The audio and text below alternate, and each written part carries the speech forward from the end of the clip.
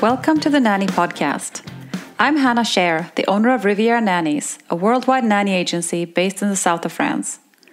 I feel very passionately about everything nanny. One of the most important things we do at our agency is making sure our nannies have the careers and jobs that fit them the best, and we love supporting them in all areas of their lives and careers. That's why I wanted to start the Nanny Podcast. Here we talk about all things nanny, the good, the bad, and the awesome. Thank you for spending some time with me today and for listening to our podcast.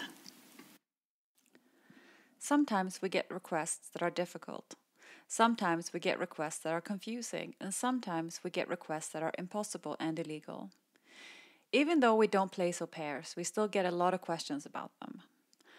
I think most people think an au pair is a cheap way to get childcare. It's not, and I'll explain why in a minute. But most of all, I think a lot of people don't know the difference between an au pair and a nanny, so we'll talk a little bit about that. An au pair is not a professional. Having an au pair is a cultural exchange program, and this is where a lot of misunderstandings happen. An au pair does not have any training or experience. Babysitting is not an experience in general. Generally, they do not know about childcare development or education. They're young people who want to experience another culture and learn a new language in a foreign country. The laws are different in different countries, but normally an au pair can work up to 30 hours per week, have at least 1 or 2 days off per week, and should be treated like a family member. He or she also needs language lessons, both time for them and have them organized and paid for. It's often needed to even get a visa. Then you have to pay for their insurance and social charges. And of course you have to house and feed them and pay a weekly stipend, usually about 60 to 90 euros per week, depending on where you live. And you have to provide transportation for them, a bus card, a scooter, or a car, and something like that. The cost is about the same as a part-time nanny. A lot of families break several of the rules for keeping an au pair. Many don't pay social charges or insurance, and probably not the language courses. But that's not the legal way to work, and it's definitely not the ethical way. So, when we get asked in France if we can help someone find a French live-out au pair, the answer is no. Because, number one, they can't have a French au pair in France. And two, you can never have a live-out au pair because an au pair by default lives with you. When a family wants full-time help, that is of course possible, and in a lot of cases it's a great idea when they can and want to pay for it. When money is an issue, we always suggest instead of going the route of doing half the things necessary to get an au pair, to get a part-time nanny.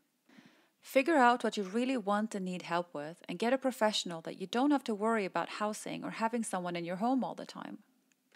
There are so many stories about au pairs ending up not working out at all. I have one personally too, and it's not to say that an au pair is never a good solution, but most of the time it's not the cheapest or the easiest. For example, with a nanny, you don't have to worry about them getting drunk and crashing your car. With a nanny, you don't have to worry about their boyfriend coming to visit and then not leaving. With a nanny, you don't have to worry about them abusing your children verbally, emotionally, or physically. With a nanny, you don't have to worry about them leaving in the middle of the night and stealing from you.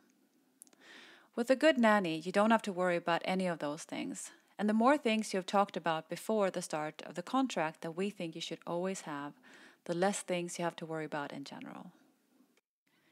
Today's episode is brought to you by Mama Toto Wear. Mama Toto Wear is a company that makes maternity and nursing tops that lets you breastfeed really easily and discreetly. And it's a company that was started in San Francisco in 2005. And they've always been committed to being eco-conscious and making really great tops that are fair made. So the tops are made in San Francisco. They're really, really awesome tops because they let you breastfeed anywhere. They give you the freedom to be out and about and the option to breastfeed where you are as you are. So head on over to mamatotowear.com and check them out. Thank you so much for listening to our podcast today and spending time with me. I want to know what you want to hear about. If there's a topic you want us to cover, if you have questions for us that you want us to answer in a future episode, or if you just want to say hi, please email me at hello@rivieranannies.fr and put Nanny Podcast in the subject line.